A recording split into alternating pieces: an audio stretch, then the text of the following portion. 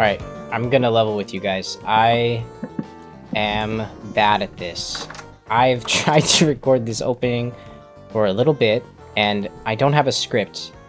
And I can't speak without a script. I'm so terrible at it. So, I'm just gonna do whatever and see what happens. This is my Vintage Toy world. It's been a long time since I've played on here, so I can't eat out of this.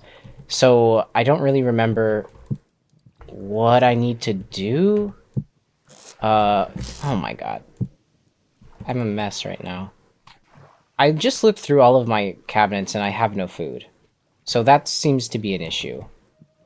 I thought I'd stockpiled quite a bit, but no.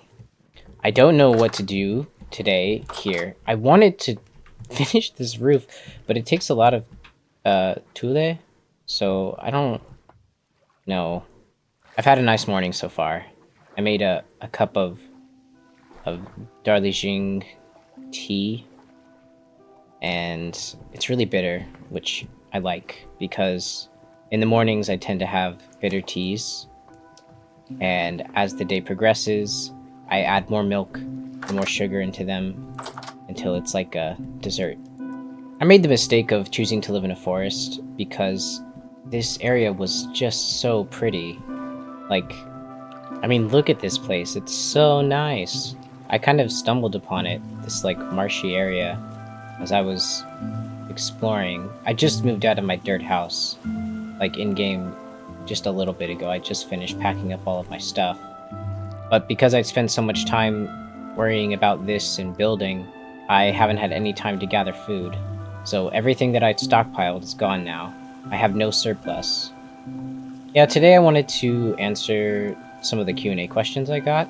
I've been getting quite a bit from Narke-Vast, and I also put a little sneaky request in the last video I made.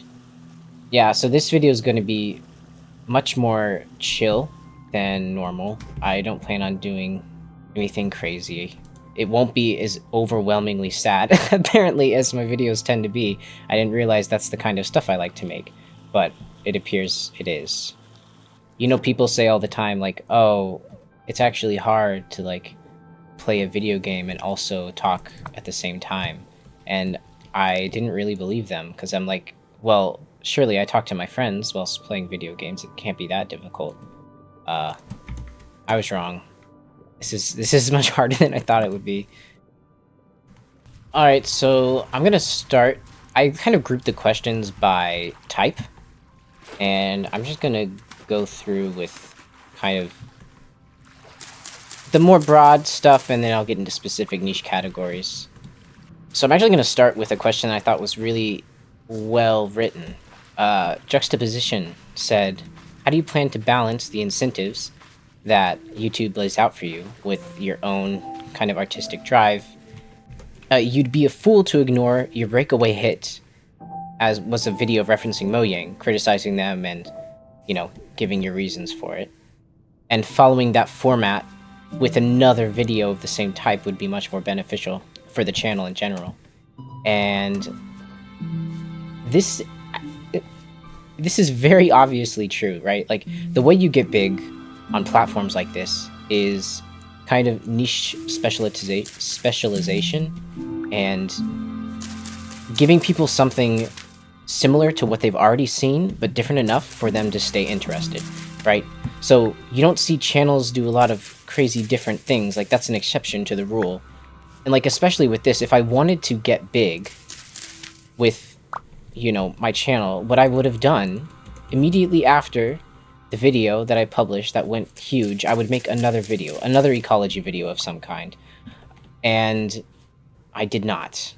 The next video I made was Narke-Vast, which I think was a pretty significant divergence from that. But I did that intentionally. First of all, I was scared that there would be certain kinds of people who came up into my audience that I did not want to be there. I don't want people who wear red hats to be a part of this community, because I know that in the long run, it's bad. I've seen other channels, I've seen other channels decay because they didn't really take a stand on that stuff, and all of a sudden their community is overridden by toxic people, and it makes normal people, or maybe not normal, it makes people like me feel alienated from that community, because all of a sudden you have just these horrible people in here, and I do not want that. I want to be very clear that that's not what this place is for, and if you wear a red hat, this isn't the channel for you. I want people to feel safe here. Trans people, queer people, to feel safe here in this space. And that means that certain people shouldn't be here. So that's why we Narke-Vast. I knew it wouldn't do as well, and that's pretty evident. But I have to say, Narke-Vast is... It's one of the videos I'm most proud of. I mean, it didn't get the attention that some of the other videos have, but the comments, man, like, that's how I judge if a video is successful or not. It's how people are responding to it emotionally, and people really responded to that video, the ones who watched it, and that makes me very thankful, very grateful for the people we do have here. And I hope that if anyone who really shouldn't be a part of this community watched that video, would know this isn't the place for them. But I think also, frankly, this is, the channel is called Clay Right. It's about the stuff that I want to do, and sometimes I don't want to play Minecraft, and sometimes that's all I do for months at a time. So I'm just gonna keep doing what I want to do and see what happens. But thank you, Juxtaposition. That was a very, very good and insightful question, I think. Very clever of you. Painkiller asks, how do you know which topics to talk about in your video, and how do you determine whether or not they'll grab your audience's attention? Right? If they're too niche, or if they appeal to a broader audience. I make what I want to make, and I don't want this rock. I don't really think about too much about how it's going to play with the audience. I mean, I do that sometimes. There are certain videos I make in order to blow up. I mean, like, there are certain videos I make with the intention of them being crafted to be successful, if that makes sense. Like, I didn't know, but I made the Ecology video because I thought that if there was a video that would get big, it would be that video. Designing a God series, I did because I knew that, or I was if there was a video that would get big, it would be those kinds of videos. And it's true, right? Like, they didn't get nearly as much as the Ecology video, but they got a lot more attention than my niche, Minecraft diary that I do. I think what it comes down to is that if you make videos, you have to do it because you enjoy doing it, and you do what you want to. And I think people can tell if you are enjoying it, or if you're not really interested. User asks how long I've been playing Minecraft. So I actually had to look this up because I wasn't sure. It turns out I've been playing since the Pretty Scary update, which was, I think, like 2011-ish. Because I still think of cobblestone walls and dying wolf collars as, like, new features. Those were the two features that blew my mind. I know the Wither came out in that update, but I was like, as soon as I found out you could dye the wolf collars, I'm like, this is amazing, this is the best update. And the mossy cobblestone walls, it's like, this is awesome. Of course I still love the game. Like, I love Minecraft. I mean, I would have to play it for this long. And it is less of a game to me and more of a medium. The same way watercolor or digital illustration is. It's just a way to express yourself. And I think I really take that to heart in the Survivor world, because it is just like a journal. It's a diary. What are your top 5... Sorry, Squirreltastrophe asks, what are your top 5 albums ever of all time? The ones that have stuck with you. I don't know if I have favorites, but I don't know. I love music. I love music. I love every genre. Don't think that any genre is bad because surely if a group of people are making music, then that must mean that it's good. Like if you know what I mean. Like if an entire group of people say that this genre is good and this is their favorite, then it must be good. There must be something good about that genre that you have to understand. That being said, past couple years I've really gotten into German indie pop. Like I really love it. And Anonymität was by my favorite band, JEREMIAS, or at least favorite currently. Uh, I really like their sound and I really like their music. I think their last album was a bit of a bust. I didn't really like Trust, but Anonymität was amazing. Uh, and I think Golden Hour too. That was their debut. It was also really good. Anonymität came at a time in my life that was just like kind of perfect, and I think the vibe of the album really set it for me. It's the album feels really lonely and cold. I listened to it in winter. I think of last year was the first time, maybe the year before, and it just really hit me. Great album. I love El Dorado by Electric Light Orchestra. You probably know their it's Sunshine Day. What's it? Oh, Mr. Blue Sky. The Mr. Blue Sky. I don't know. Mr. Blue. I cannot not think of the melody. You know what I'm talking about. Mr. Blue Sky. Hey, dun dun dun, Mr. Blue Sky. Whatever. They have really good music, really good experimental music, but they're mostly known for only like a couple songs, and I just find them brilliant. They combine like orchestral nonsense with pop music in a really interesting way.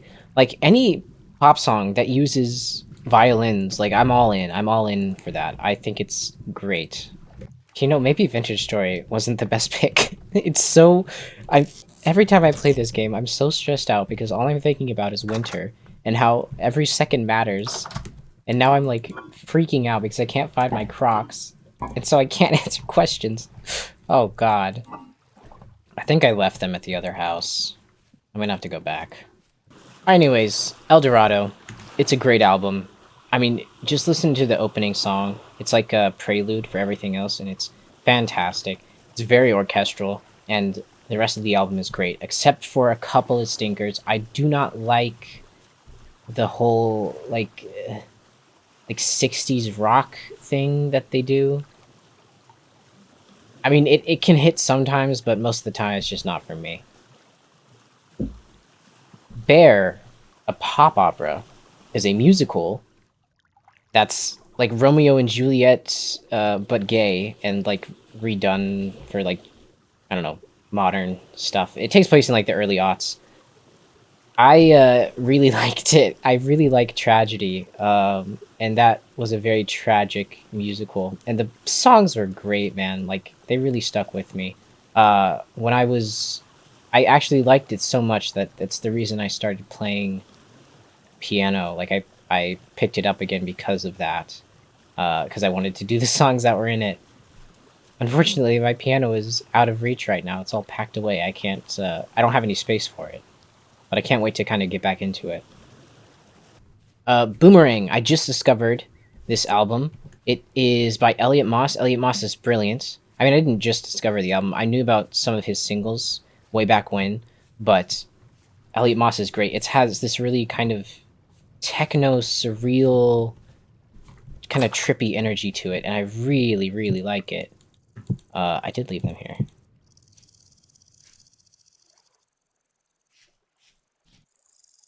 I left a lot here. Oh, I guess I wasn't done moving. Even though it's not on the album, Bad Neighbors by Elliot Moss is a really good song that I just discovered. I talked about it in the last video, or at least I put it at the end card. If you have not listened to it and you like kind of trippy sounds, you need to go check that out. Alright, last one, I don't know. I really like A Fever You Can't Sweat Out. I thought the sound that Panic at the Disco made in the beginning was this really unique had this really unique flavor to it. And Brendan Urie, obviously it's just him now, and it's fine, but you know, there was a magic in those early albums that you just can't get back, and I really enjoy it. I also really like Selfish Machines by Pierce the Veil. I like rock a lot, so and that album too. It has this sort of similar thing I've noticed, like orchestral composition. I am not a music person. I don't have the vocabulary for this, but it has these moments where it rises and falls in the way that orchestral music tends to do, that you don't really get a lot in pop songs. It's very much like one note, and maybe you get a bridge if you're lucky. That kind of sets the tone, but yeah, I really like it's kind of this buildup of anticipation and release. It's really great. And I think that album does a great job too. Alright, Lily asks, I don't know if I missed this anywhere, but is there a place you post your artwork? I really like the Designing a Tundra God video, and I would love to see more of your art. Well, no, there is not. I don't have anything right now. I'm gonna start kind of releasing the stuff that I do make. Like frankly, I'm trying to be a little bit more vulnerable with my work, because right now it's like, oh, I show the best of the best, right? Maybe occasionally I'll show like a bad sketch, but I'm never embarrassed by a bad sketch because it's a sketch. You know, what's to be embarrassed about? But I do want to start posting some of my stuff. I haven't for a while because I am... Oh no! I'm embarrassed, basically, by some of the stuff I do, because I don't think it's good enough, right? And I'm trying to kill that instinct, and I want to try and be a little bit more vulnerable about it in general. Obviously that has the risk of me feeling bad, but I don't really think that's going to be too much of an issue. Not because I'm just better than everyone else and I don't have feelings, but because if someone says a comment that's mean, you know, if it actually hurts my feelings, I tend to interrogate that and be like, okay, well, why did that hurt, you know, or make me upset? And usually the answer is because they said something that I agree with or I'm insecure about. And so the solution for that is just to think about it and be like, okay, but do you have a reason to actually feel insecure about this thing or bad about this thing? And if you do, you know, is that okay? And that's usually solved it. So much so that I don't really foresee any issues with like, oh, I'm so upset. No, I'm not gonna make videos. Like, are you kidding me? I've seen the comments from the people that I do affect, and that's enough. That's enough for me. I need to get my food, and this guy is out there. Wow, I'm sorry, Lily. I went way off track with what I was... what the question was.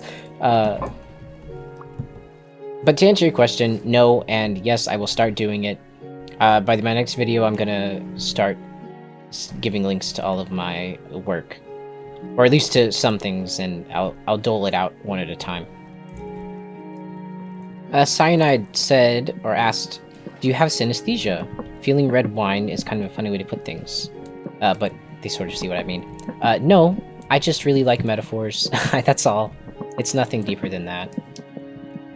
I think metaphors are a really good way to... if they're done correctly, it's a very fine line to walk, but if they're done correctly, metaphor can be a great way to, like, visually express something in a visceral, sensual way. Sensual in the sort of... who's the guy who did the Faust? Who's the guy? What's his name? Goethe. And the sensual in, like, the Goethe sense, where it's, like, about the sensory and blah blah blah. Charles asked me which artists or specific works mean the most to me. I don't know. I guess Matt Colville is a big influence on me. He kind of stopped making me feel bad about enjoying art and enjoying making it. So I owe that to him. I'd certainly consider him an artist. And yeah, I think he's probably the single artist that's had the most influence on me. Are you kidding me? So Yeah. I feel like I should be doing something right now, but I don't know what I need to do or what I can do. Am I gonna die? How much health do I have? Whoops. Oh, I have 0.2. I'm fine. I'm asleep. Avery asks, what did you study in university? What drives your narrative, world building, and creativity? I studied biology. And chemistry. So, oh my god. So, you know what? I'm gonna take care of this guy first and probably die, and I'll get back to you after that.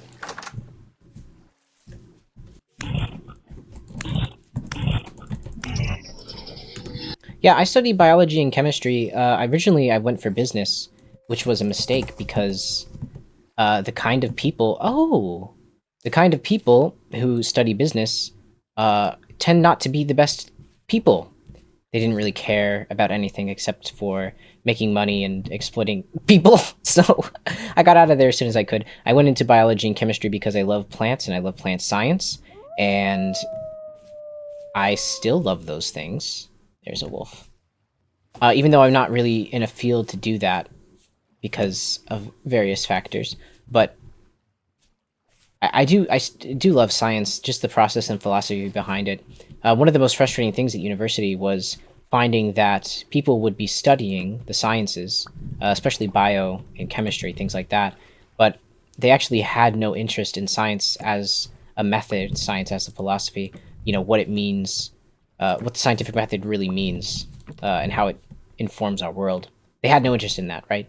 They wanted to be nurses, and not for the, you know, nurses or doctors, and not because they want to help people, or at least the majority of them, not because they wanted to help anybody, but because they wanted to make money.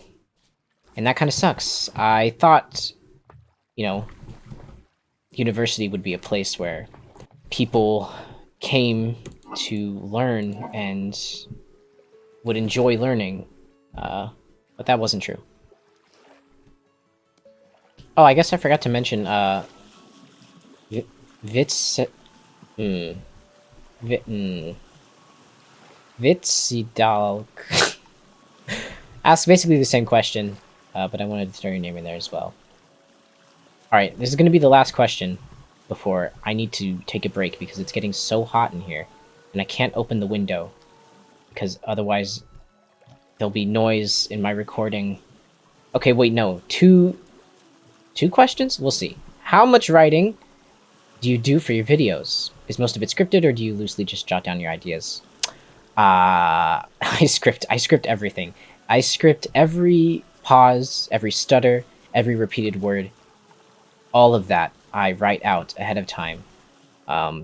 Because, as you can tell, I'm not exactly the most fluent speaker. I mean, owing to probably my, you know, autism. It's not something that's necessarily easy for me. I find it a lot easier to map my ideas out ahead of time on paper, and then I can clearly see and control, you know, what the narrative is going to look like. You know, if I want to foreshadow or emphasize certain points, I can plan that out ahead of time. And yeah, my brain tends to be pretty scattered. Like, I am not a, my thoughts are not organized. I have to employ several strategies in order to keep my thoughts on track. And you'll see even throughout this video, like, I just will continue to go on tangent after tangent because that is how my mind works. And it can be great, and it can also be, you know, a severe hindrance. You know, especially when you're doing things like this and you're trying to communicate succinctly, it just doesn't work for me. I'm not that kind of person. I need to have something else. But, you know, that's not a bad thing. It's just a thing. Not all things are bad. I don't think being annoying is bad. I don't think that being clumsy is bad. You know, these are just attributes a person can have. That doesn't mean that you need to attach any sort of negative cultural stigma or value to it. I like, for example, I am an annoying person, and I can be a little bit pretentious, you know, and that's okay. Yeah, that's just, we're all built different, and these are things about me that I've learned to kind of accept because I know that I have friends who are annoying. I know that I have friends who seem pretentious, you know. That doesn't mean I don't like them. I mean, right? The opposite. I'm their friend for a reason. Alright. It's too damn hot. It's too hot. It's too hot in this room. So I'm gonna open the window, turn on my fan, and be back in a little bit. And guys, I'm afraid to say it, but I do think that this entire video is going to have no progress towards any sort of goal. And I'm okay with that. I hope you are. No, you know what? No. We are going to have progress. See all that tule? We are going to finish the roof of my pile dwelling. And it's going to be fantastic. That's what we're doing. I don't have a scythe.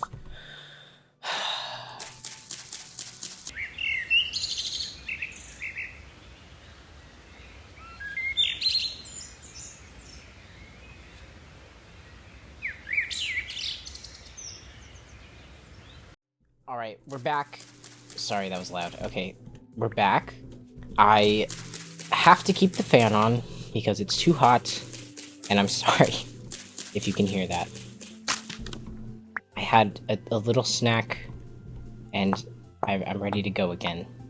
I will say I'm much more comfortable recording now than I was at the beginning. Probably because I was nervous about not having a script. It got me all scared, but I feel much better now. So much better that I might go back and re-record the first questions and just do them again.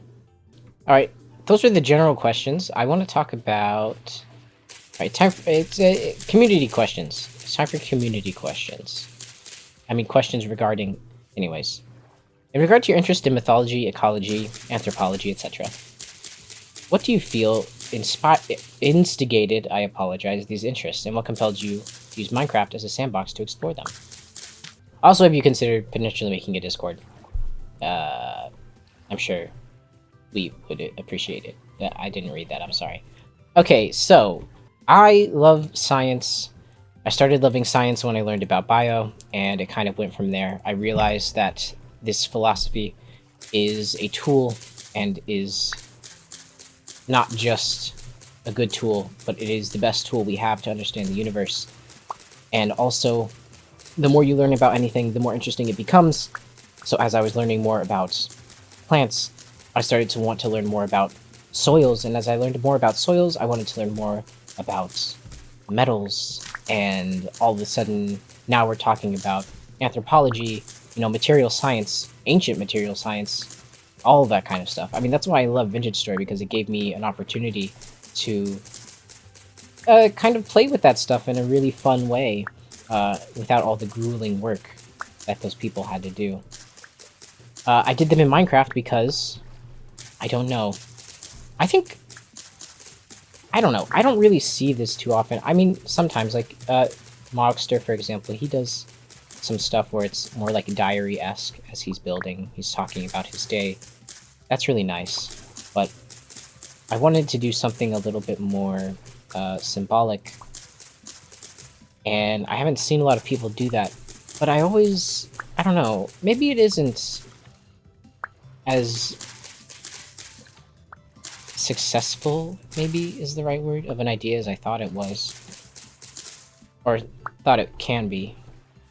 Because, I mean, like, BOO is a huge inspiration of mine, and like all of those people, you see them do Minecraft, but really they just talk about the game, and they have fun, and it's a great time, don't get me wrong, but I wonder why no one I've seen so far has really used it as a medium to explore a little bit more upsetting themes, more interesting themes, like Narke-Vast. I keep going back to that because I love that video. I think I did a pretty good job at it, and I've never really seen anybody do that before. But I could be wrong. I'm way off track, aren't I? What was the question? Uh-oh. Okay, let's just say Minecraft is cool and I like it, and it's a medium. Alright, moving on. Oh, I did want to mention, when I was in high school or middle school or something, I read there was a comic of the Odyssey. That was like a life-changing moment for me. I like fell in love with Greek mythology. And I think that was my introduction to religion. As I went into high school, we did a Macbeth, or like, a project on Macbeth, and I got really into witchcraft, specifically like the neat New Age stuff. And I was like, this religion is really interesting. And of course, because of my family's religious background, I've gotten lots of trouble for investigating that kind of thing, but it still stuck with me, and I have a real interest in the occult and religions in general, because I find that they are... I mean, I think I've said this before, religion is not just God, it is culture. It is an expression of culture, and I think that's fascinating. Do you think you'll ever make a Discord... Oh, sorry, Psych asks, do you ever think you'll make a Discord server, or an active community server? It would be fun. Oh, I forgot to answer that in the last question. Okay, anyways, to both of those, no, not yet.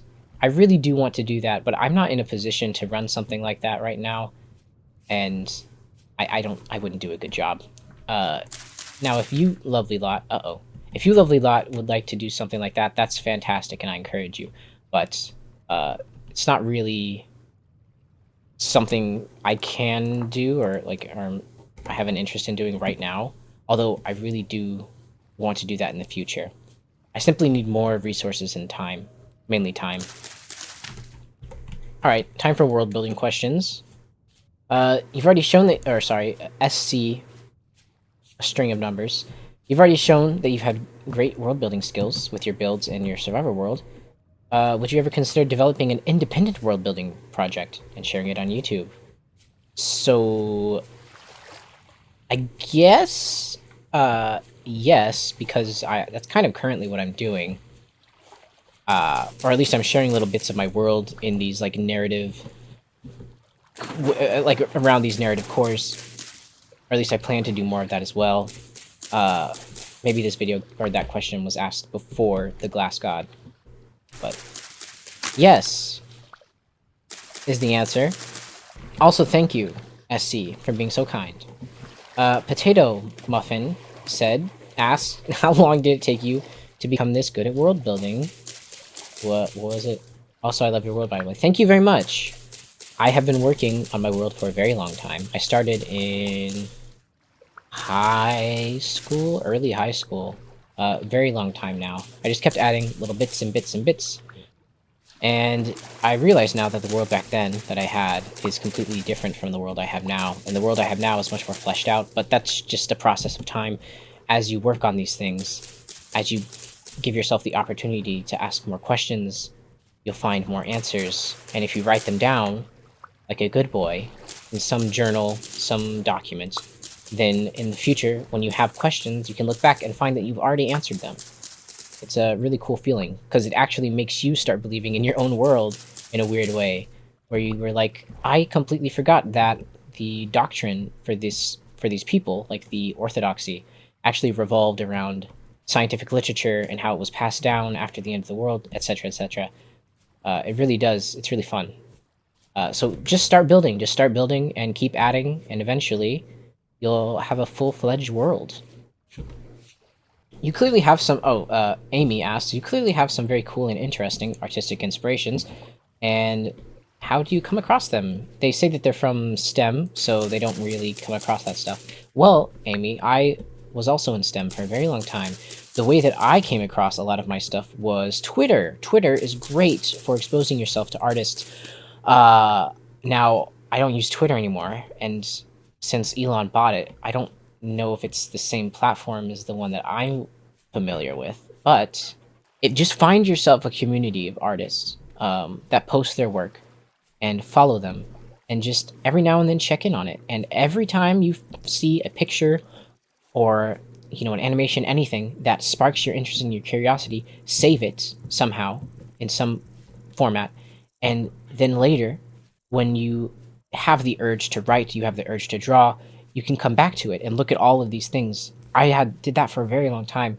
I have a folder on my computer that's basically a bunch of other people's art, and I just use that as a source of inspiration. So when I have an idea Like for example, Limbo, right? I had all of those pictures years before I was able to ever fully, you know, think out what Limbo was and what it looked like. But it helped. It helped me coalesce Limbo, and I'm sure you can do the same. You just gotta find great artists, and it's a lot of trial and error. But like Ben Zonk, I found completely by accident, and I love Ben Zonk. I'm so happy I found him. Simon Stolenhag, I found by accident on Twitter, and now I have his book because he's great. Same with Zonk, but you know what I'm saying. Uh, Nathaniel asks, your world looks like a post-apocalyptic Earth. Can you introduce us to your world? Yes and no. I mean, yes, it is post-apocalyptic. I can introduce you to it, but I don't think I want to. Not because I hate you, Nathaniel. It's simply because I have more stories to tell, and I don't want to give away too many spoilers yet. But in general, it's our world in the future, so uh, the end of the world happens. There was an agronomic depression. Things went bad. Nukes happened because there has to be. Like, come on, that's such a staple of fantasy.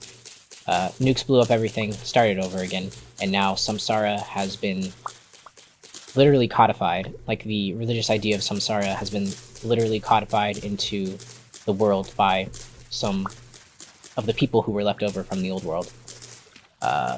They're called the old gods now, but they're essentially just people who made themselves into gods with technology, and they wanted to make a new world. Some stuff happened, now samsara exists, and all the old gods are dead. That's the premise. Yeah. Day Guy asks where he can read my stuff, my comic and whatnot. I kind of mentioned this earlier, but it's nowhere right now. It will be up soon. The next video I make, I think the next video I make, I'm going to go ahead and start posting stuff, or at least links to it in the description and whatnot, so people can read it and see how good or bad I really am. If I ever do a Patreon in the future, I am going to just give the patrons my World Bible. It's an HTML thing I have set up. It's not like online or anything, it's just files that I did some coding in, but I think that would be like a cool little Patreon thing, because it's pretty unpolished, and I guess that's what Patreon is for, is all the unpolished garbage. But yeah. Okay, next. Oh, next I'm going to do questions about the bat video, the ecology video I did. Your first ecology, or Skullsy Woolsey asks, your first ecology video seemed so impressive. I can't get over how cool it would be for an expansion to how every animal, oh my god, how every animal lives. It's really hard to read while cutting. Too late. I can't get, okay, what? Do you have any plans to either make a mod yourself or get others to help? No, I'm not interested in manning a mod like that. I think because I am not the kind of person who plays with mods to alter my game. I do use data packs because data packs I can understand and modify and make. I can't do that with a mod. Now, if I were able to do something with a data pack, that would be a different story. Mods just tend to corrupt worlds in a way that is very upsetting. Like, especially if, like, I don't want to make a mod that's gonna, break someone's world. Their forever world? Are you kidding me? I don't want to do that. And plus the amount of time that it would take for me to do that, I could be making videos, right? I could either be making videos or I could be making a mod, and I would rather be making videos because it puts me in direct contact with you guys. But yeah, if other people want to make mods, that's great. They should do that. The only reason people have been asking about like assets that I can give them to make the mod, I will do that next time I make an ecology video. I didn't do that for this one because I actually just piggybacked assets off of Germsy Boy's resource pack, which, I mean, in the license it says you cannot distribute under any remixes, so I was not allowed to give that away to other people. But if I do, or rather when I do a future ecology video, I will link the assets in the description so people can just download them, and if they want to make a mod, they can make a mod. But I'm not the kind of person to do that. Jamie asks, what was your thought process for developing the bat ecology mechanics? Do you have any ideas for other mobs, plants, geologies? Yes, I do have plans. I mean, ideas. The only issue is, I cannot get away with being... You know that guy on YouTube who makes, like, this is my Minecraft ideas video. Look at all of these ideas, and all of these cool things that Minecraft should add to the game. But that's the entire channel. It's just that. I don't... That's not me, man. I'm not gonna do that. That seems so... taxing. Boring. Like, I don't know how you get any kind of creative stimulus from that. I guess what I'm trying to say is... What am I trying to say? I have many thoughts and many ideas that I would love to talk about, but I need to package them in a way that makes sense. The bat ecology video wasn't really about bats. It was about the idea of ecology in Minecraft and why it cannot be done, because the core design principles for the game are in conflict with it, right? That's what the video was about. People thought it was about ideas on cool ideas for Minecraft. So, you know, if I ever do something like that, when I do something like that in the future, because I want to do it again, let's be clear, but I would have to package it in a way that makes sense. There has to be a thesis, there has to be a takeaway. If there's not a takeaway, then what's the point of making the video? What, just to talk about cool ideas? I mean, that's fine, plenty of people do that, and they seem... That sounds... I was gonna say they seem miserable. That sounds really mean. I don't mean that. I just mean, like, it would be miserable for me to do that, to just talk about ideas and on ideas and never have any takeaway for it. I think I've kind of made my...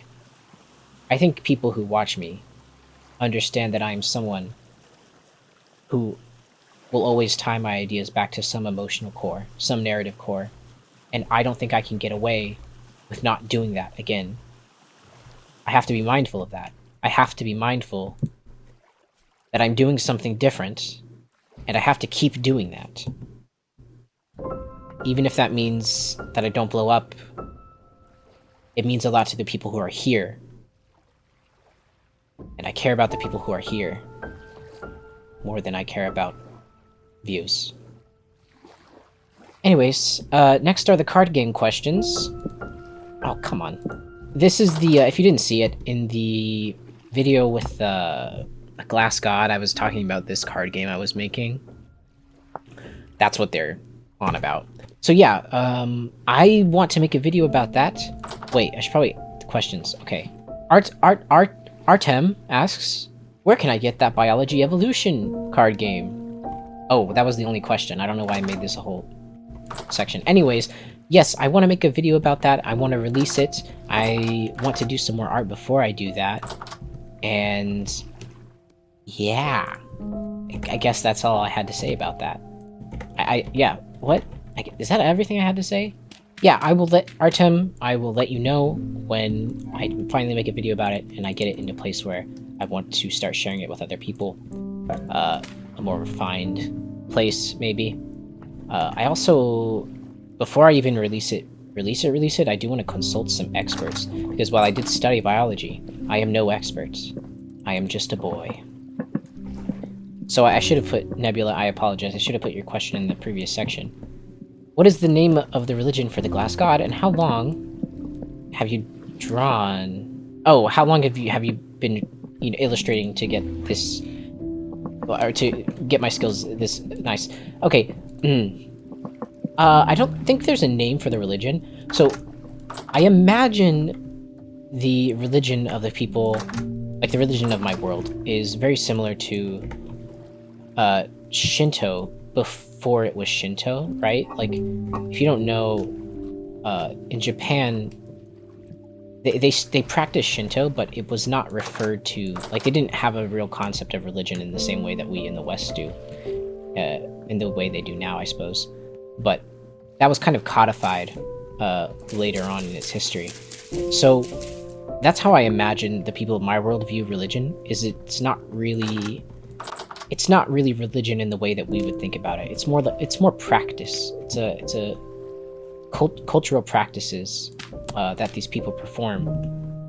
And so I don't really think they would have a name for the glass god's religion. I think maybe they would have, like, oh, I worship the glass god. Sure, I think they would say that. I don't think they would say, I'm the follower, I'm this Zoroastrian. I shouldn't have used a real word. Whatever. You get what I'm saying. They wouldn't be like, oh, I'm a Christian, I believe in this God. It's like, no. There's no real question of belief. That's not how they think. They don't think that way. It's more about who you worship. They just don't emphasize belief the same way that we do in the modern day when it comes to religion.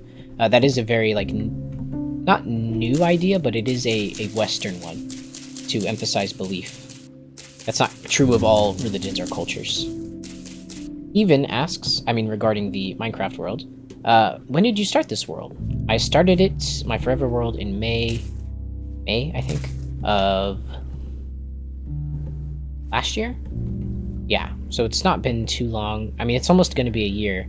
And the fact that it's been a year, I feel like I have not done as much as I should have, maybe? Or as much as I expected to have done in that time. But yeah, it'll be about a year in spring. Owl Goddess asks, how do you keep up a creative, what does she say? Creative project like this, like specifically survival Minecraft. How do you stick with it in XYZ? I think the answer comes down to I like playing Minecraft, and there are times where I do not like playing Minecraft, right? It's not really about playing it consistently. It's more about whenever you do play it, just play on the world that you have, right? If you get bored of an area, move. Like, go somewhere else, do something else, find some other vibe that you can gel with, and keep at it. Just, think about kind of long-term projects, maybe. I don't know. I haven't been playing for that long. It's only been about less than a year, right? So I might not be the person to ask about this. I apologize. Although I will say, when we think about time sinks, I do understand that. Especially with, like, Minecraft, it does feel like you're wasting time. We've been conditioned in our culture. I kind of talked about this in the very first video I ever made. We've been conditioned by this kind of Calvinist philosophy that if you are not being productive, if you are not working, then you have no value. And that simply isn't true. People can have value if they can't work, if they don't work. How many people do you love who have disabilities and can't... Can you leave me alone? How many people do you love who have disabilities, they can't work? That doesn't mean they don't have value. And you have value even if you're not working. Don't worry about too much about it being a time sink. Just enjoy it, because this is what you're here to do. You're alive to enjoy it. That's a lot easier said than done. I've been through that. I know how it feels to feel guilty when you're just having fun, but it's a process.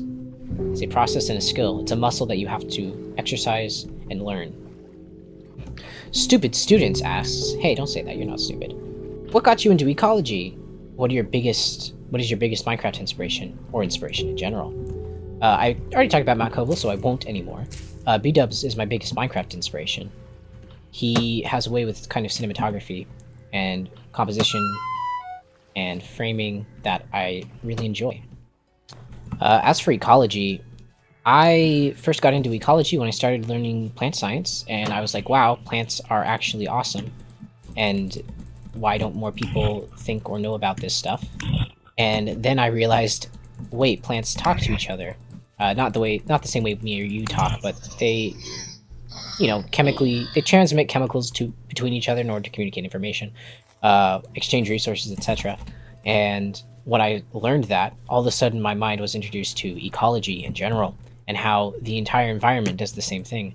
There are these systems that work for and against and with each other, and it's fascinating to see those systems unfold. And specifically, like, even just like learning about them, like studying them, is a crazy experience. All the Real Ones Know asks, how do you apply torture, or kind of like the idea of damnation, to your hell, your underworld? In other words, he's saying, I think he's saying, what makes your hell a bad place to be? And the answer is, Well, I don't think hell should be a bad place to be. I think, though,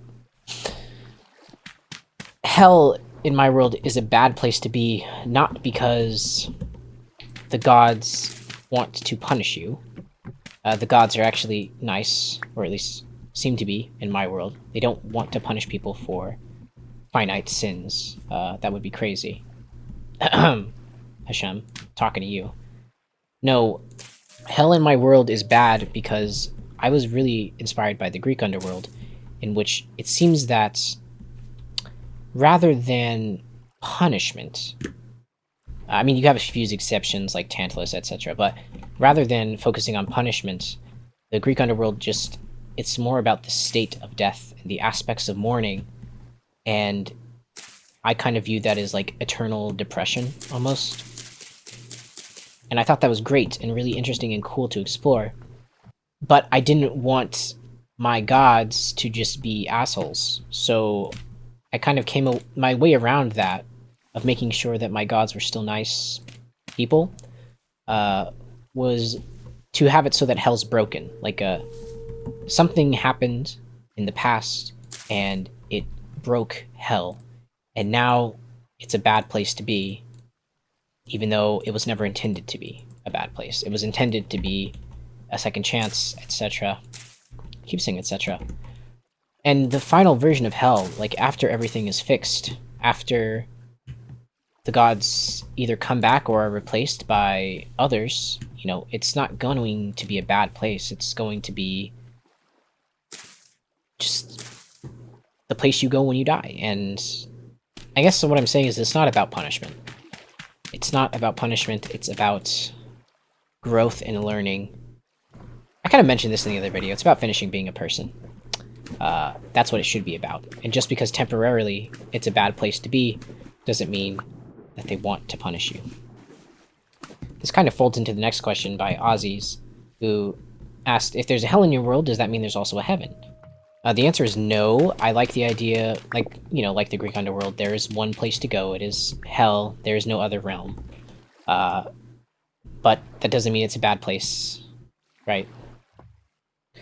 I think the Christian ideas of heaven and hell are really boring, frankly. I just don't think it's very compelling to have a place where you're eternally tortured or eternally rewarded. Like, how lame is that? Like, I can't imagine that in Christian heaven, people are going to be happy after the first 500 billion years. You know, they're going to be pissed. They're going to say, please, God, can you let us die now? Because we're kind of sick of it. We're done. So that's why I have no interest in making a heaven or hell dimension, really. I don't think it's interesting. I think it's more interesting to talk about what does it mean to finish being a person? What would compel someone to want to stop existing? Outside of, you know, just like, oh, it sucks to be alive because I'm in constant pain. No. What would actually make it so that you're ready to leave? Alright, data pack questions. Yeah. What was I gonna say? Okay, Useless Dev asks, what are some things you've added to your data pack? Also, I love your channel. Well, thank you very much. Yeah, so as for the data pack... Oh no. You know what, Useless Dev? I'll get back with you on that. Just give me 1 second. Yeah, so as for the data pack, I've added some enchantments and things. There's a lot of different stuff that I do want to make a video about eventually too, and just talk about what I've added and the things I've changed. Right now I'm just kind of waiting to finish making it. Not fully, because then it will never get done, but I want to get it to a presentable... You know, I want to get it to be presentable. And that means that I have to do a lot of textures, I have to do a lot of coding to make it look nice. But, for fuck's sake, bruv. Oh, sticks. But yeah, I have I have an enchantment that lets you jump really high. It's called Zephyr. It's my favorite enchantment. It's the first one I added, and I actually added it before the custom enchantments, like, data structure was added. So I was just kind of messing around with data packs, and that was the first thing I made. And I kept it because I found it really useful to kind of emphasize movement in that way. I'm gonna kill you, Wolf. You were dead. Damn it. Don't trample my crops. But mostly the data pack is focused on making Minecraft less grindy, or rather, like, I don't think that you should have to build mob farms in order to build. Like, I don't like mob farms. I don't think they're fun. I don't think they're intuitive. So I'm kind of worked firstly on like finding a way around that, like, because I don't think it's fun for me personally. Like, obviously a lot of people have fun with the more technical stuff. I'm not here to yuck their yum, but it's not for me. There's also some like little nitpicky things I have. Like, I'm really upset that that sulfur isn't in the game. Like, the fact that it used to be and now it's not is really sad to me. I think sulfur is a really cool element, and so I added it back in, added sulfur ore, and then put sulfur in hell, in the nether. Because I think it's neat and cool and fun. Oh, this is off. Oh. But yeah, I'll make a full video about that and what I added, what I changed, and also release it to the public and the resource pack as well. And hopefully people like it. Because I do. Valentine, you asked a very similar question, so I'm going to count those as one. I hope you're not too upset. But yes, if there are any more questions, I will release a video explaining everything, and I will release it to the public. Why am I repeating myself? Next question. Since you have a... Winter asks... Winter, I recognize that name. Anyways, Winter asks, since you have a custom data pack, what got you to start programming? Frankly, video games. I love video games. I thought it's a great way to build a world, and it just has this extra level that no other medium has. And when I was in high school, I just programmed for the fun of it. And yeah, I learned C# was the first language I learned. Then I started doing Java and HTML, and it's just been a heck of a time. Data packs are fun because it's like not real programming. It's great. You can get away with just kind of BSing your way to making stuff work.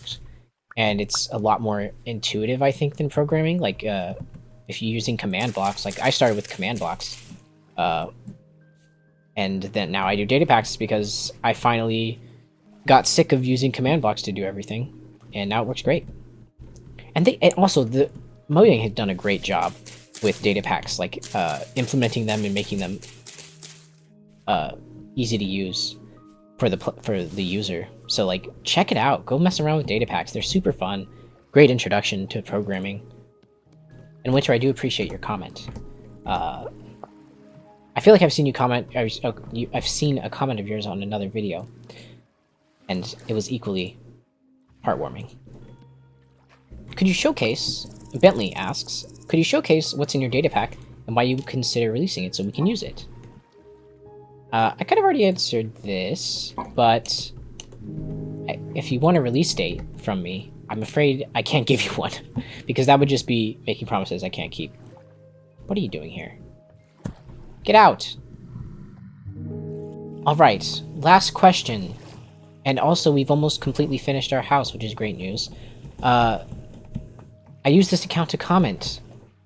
Asks, could you go into further detail about how you what is happening? What is happening? What is happening? Stop clicking. Oh my god. Stop. What was that? That's not facing the right... Is it? Oh, whatever.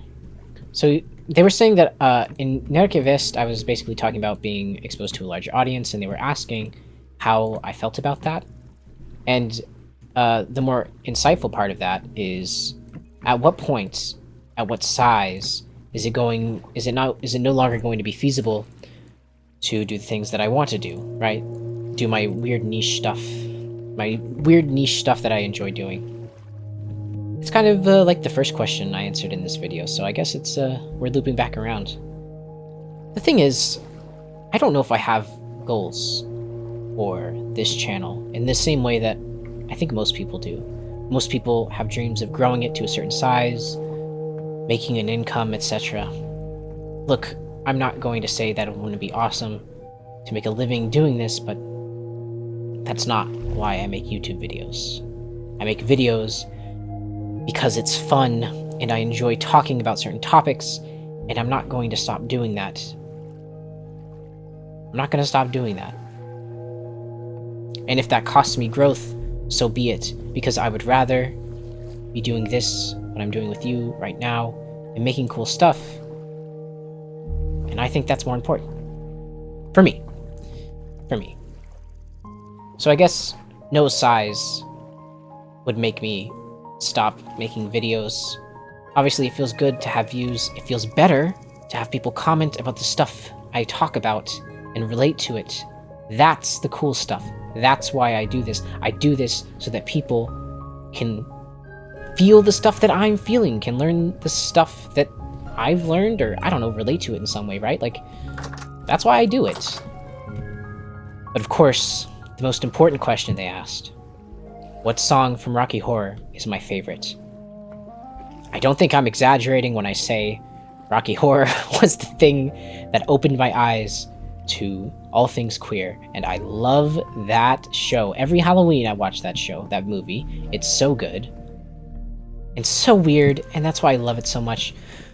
If I had to pick one song that I enjoy the most, it's probably going to be Rose Tint My World. I don't know why. I love that song. And I love the part where he's like, help, help me, mommy. I like when he says, help me, mommy. It's very fun to sing. It's very fun to belt. It's great. Oh no, did I have music on this whole time? That's not great. Okay, end of video. Thank you guys for watching. Thank you for dealing with my unscripted nonsense. And you know what? I'm not going to go back and re-record the first part. Not because... I mean, it would be better if I did, but I'm not going to, because I want you to see how nervous I am. And how crap I am without a script. I don't know how to end unscripted videos, but... how about this? Let's go look at our work. Let's go appreciate what we've done here today. I made a roof, okay? That's pretty impressive. What? Look at that. It's like a full house almost. So nice. Well, lads, I think we've done great work here today. It looks beautiful. I killed like a wolf and some baddies. I didn't even die, which how impressed are you with that? Because I am. And I probably won't touch this world for like 6 months, and then I'll get back into it one day, spurred on probably by Mogster, and play for like 48 hours straight. And then I'll go another 6 months without it. That is the beauty of video games, isn't it? Goodbye, everyone. I can't do the front... I don't know how to do the front camera. So, I'll see ya. I hope you have a wonderful day.